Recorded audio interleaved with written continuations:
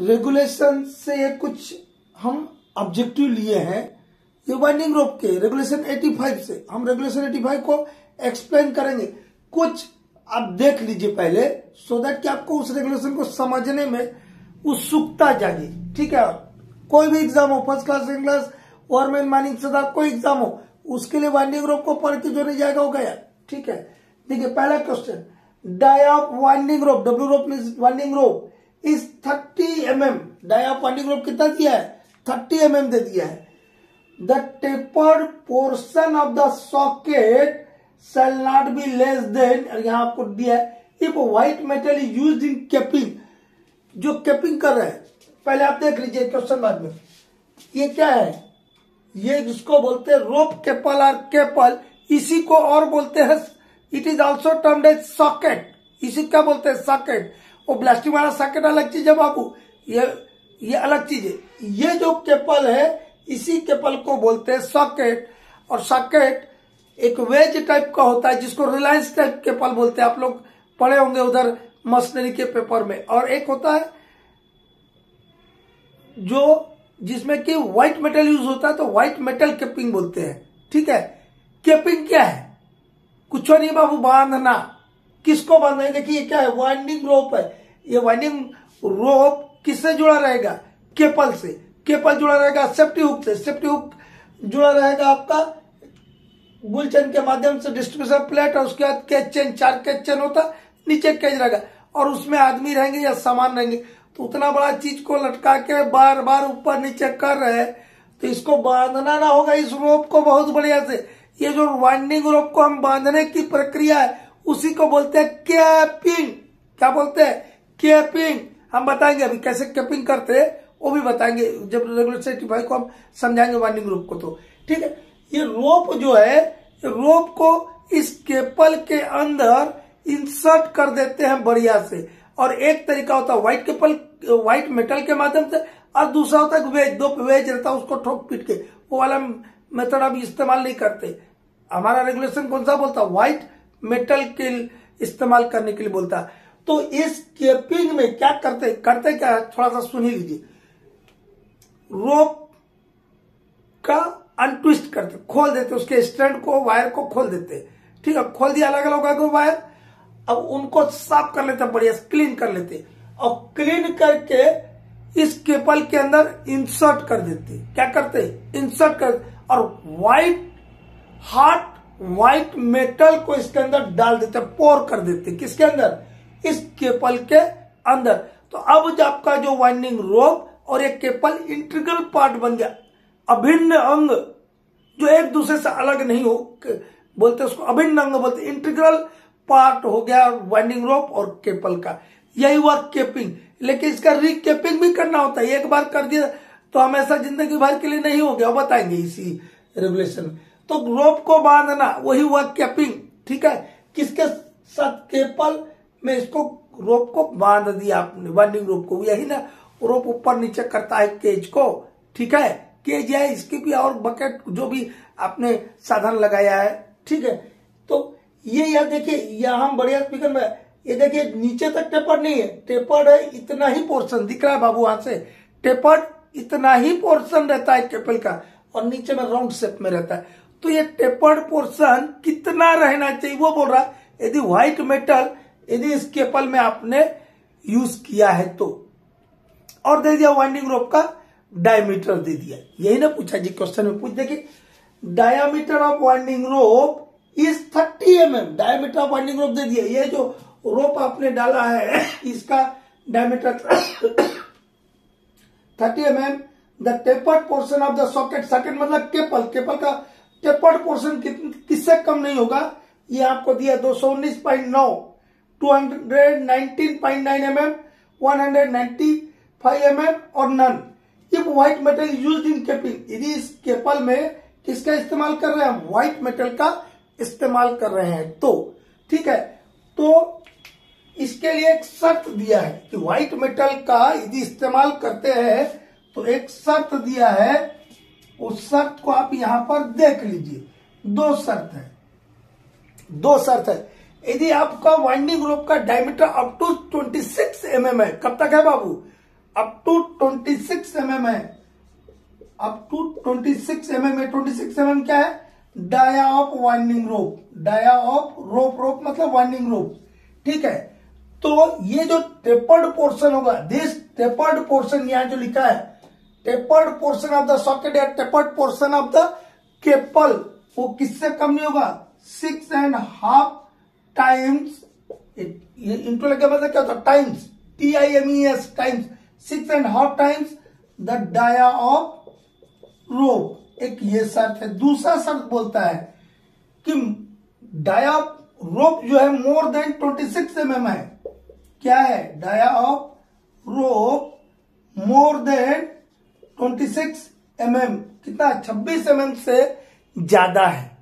26 का तो फिगर लिया है, अप टू 26 mm, चाहे वो 20 mm का हो, 25 का हो, 22 का, अप टू 26, मतलब 26 से ज्यादा नहीं। तो ये टेपर्ड पोर्शन जो रहेगा रोप डाया का 6.5 टाइम्स, ये क्या लिखा? 6.5 टाइम्स। और dia of rope more than 26 mm, तो जो टेपर्ड पोर्शन होगा, that tapered portion shall not be less than 7 and 1/3 times, 7 and 1/3 times the dia of rope। ये दिया। अब यहां देख लीजिए, आपका क्वेश्चन में डाया ऑफ रोप कितना दिया? 30 mm, मतलब कौन से वाले में बैठ रहा है? पहले वाले में कि दूसरे वाले में? दूसरे वाले में ना बाबू, मोर देन 26 mm डाया वाले में बैठ रहा हमारा बात। तो मोर देन 26 mm डाया। अब यदि आपका वाइंडिंग रोप है तो वो टेपर्ड पोर्शन जो केपल का रहेगा, केपल का या सॉकेट जिसको हम बोलते हैं, एक ही चीज होता है, वो कितना रहेगा? 7 and 1/3 टाइम। 7 and 1/3 मतलब 7 3 जा 21, और ये हो जाएगा 22, 22/3 डिवाइड करें कितना आएगा? 7.33 टाइम्स अब डाया ऑफ रोप। तो ये हो गया 7.33 इंटू डाया ऑफ रोप है 30, दोनों का इंटू कीजिएगा तो 219.9 mm आंसर आ जाएगा। तो मेरा ये आंसर हो गया। कोई दिक्कत है बाबू? दिक्कत है? नहीं। Every winding rope shall be recapped, हम बोला ना, एक बार आपने केपिंग कर दिया। केपिंग मतलब वाइंडिंग रोप को केपल के साथ बांध देना, उसको केपिंग बोलते हैं हम। वो एक बार बांध दिया तो जिंदगी भर के नहीं, उसको रिकेपिंग करना है। क्या करना है? रिकेपिंग करना है, क्योंकि उतना लोड लेके बार बार ऊपर नीचे हो रहा है मेरा केज। तो क्या होगा? धीरे धीरे जो आपने इंटीग्रल पार्ट बनाया है किसका? वाइंडिंग रोप का और सॉकेट का, वो हल्का हल्का अभिन्न अंग जो है भिन्न भिन्न अंग में बदलने लग जाता है समय के साथ, ठीक है ना।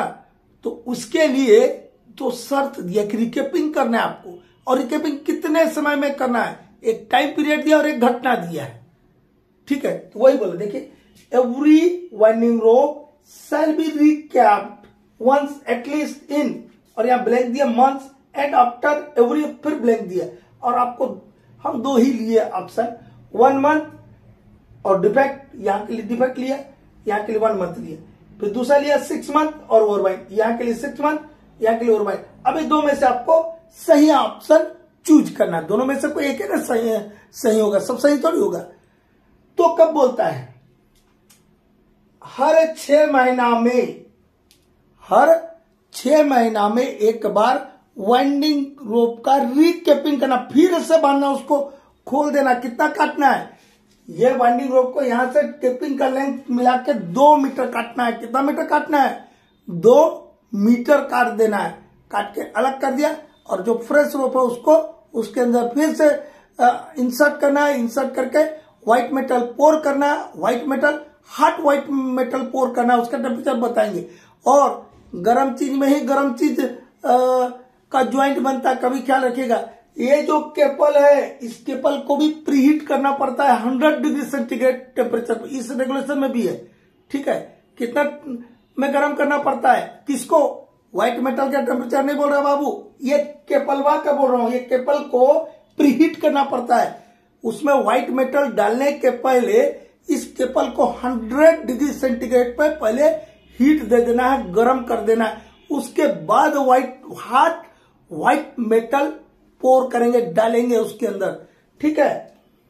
और जब भी ओवर वाइंड हो जाए, क्या हो जाए, ओवर वाइंडिंग हो जाए, ओवर वाइंड मतलब ओवर वाइंडिंग हो जाए केज का, उस समय भी तत्काल ओवर वाइंडिंग के बाद, क्योंकि झटका लगता है, ओवर वाइंडिंग मतलब बहुत बड़ा घटना है, ठीक है। तो यदि ओवर वाइंडिंग हो गया तो उसके बाद भी आपको क्या करना है, उसके बाद भी आपको रिकेपिंग करना है। ये जनरली ओवर वाइंडिंग नहीं होता, ढेर सारे हमारे पास इंस्ट्रूमेंट्स रहते हैं ओवर वाइंडिंग को रोकने के लिए। ये तो एक्स्ट्रा प्रिकॉशन है डिटेचिंग हुक वाला, ठीक है ना। अब जो है ये हो गया, यहां तक हो गया। अब इसके बाद नेक्स्ट लीजिए, winding rope shall be made of, winding rope shall be made of, किससे बना होता है, माइल्ड स्टील से, कोल्ड ड्रॉन स्टील वायर से, ठीक है। दो टाइप का कंस्ट्रक्शन, पहला पॉइंट कंस्ट्रक्शन का हम आपको पॉइंट लिखा देंगे, construction, provision of spare winding rope, life of winding rope, recapping, capping, ठीक है, लिखाएंगे, बताएंगे अभी, ठीक है। तो ये वाइंडिंग रोप किस चीज से बना होता है, वो बना होता है कोल्ड ड्रॉन स्टील वायर से। किससे बना रहता है वाइंडिंग रोप, किससे बना रहेगा, cold drawn steel wire rope. Winding रोप किससे बना था बाबू, एकदम याद रखिएगा, कोल्ड ड्रॉन स्टील वायर, ठीक है। इसमें भी एक शर्त दिया है, लेकिन इन जनरल तो इससे मतलब वर्किंग शाफ्ट है, इसमें यूज करेंगे। सिंकिंग शाफ्ट में क्या बोलता है कि यदि सिंकिंग शाफ्ट का गहराई 30 मीटर से कम है तो उसमें ये जरूरी नहीं है। कहने का मतलब क्या हो कि 30 मीटर ज्यादा हो गया, 31 मीटर हो गया, 32 मीटर हो गया, 50 मीटर सिंकिंग शाफ्ट हो गया, तो आपको कोल्ड ड्रॉन स्टील वायर ही इस्तेमाल करना है। लेकिन 30 मीटर से कम गहराई तक का कोई आपका सिंकिंग शाफ्ट है, मतलब खुदाई चल रहा है, तो एक दिन में नहीं ना हो जाएगा। तो 30 मीटर तक रेगुलेशन आपको छूट देता है कि आप ये वाला वायर का इस्तेमाल नहीं भी करेंगे चलेगा। कई बार क्या नया सेटअप रहता है तो ये सब आने में टाइम लगता है, तो इसलिए छूट दे दिया कि 30 मीटर से कम गहराई के शाफ्ट में, 30 मीटर से कम डेप्थ वाले सिंकिंग शाफ्ट में, सिंकिंग शाफ्ट बोले बाकी शाफ्ट नहीं, सिंकिंग शाफ्ट में आपको दूसरा वायर इस्तेमाल कर सकते हैं। लेकिन सिंकिंग शाफ्ट भी है, मोर देन 30 मीटर वाला सिंकिंग शाफ्ट है या वर्किंग शाफ्ट है, तो उसमें कहने का क्या मतलब, बाकी केस में आपको कोल्ड ड्रॉन स्टील वायर ही इस्तेमाल करना है वाइंडिंग रोप के लिए। कुल मिला के यही इस्तेमाल करना है आपको, ये दिमाग में रखिएगा। सिर्फ सिंकिंग शाफ्ट जो 30 मीटर से कम डेप्थ वाला है उसको छोड़ करके, ठीक है। तो अब हम लेते हैं आपका रेगुलेशन 85, जो बढ़िया से हम समझाए तो छोटे से रूप में, ठीक।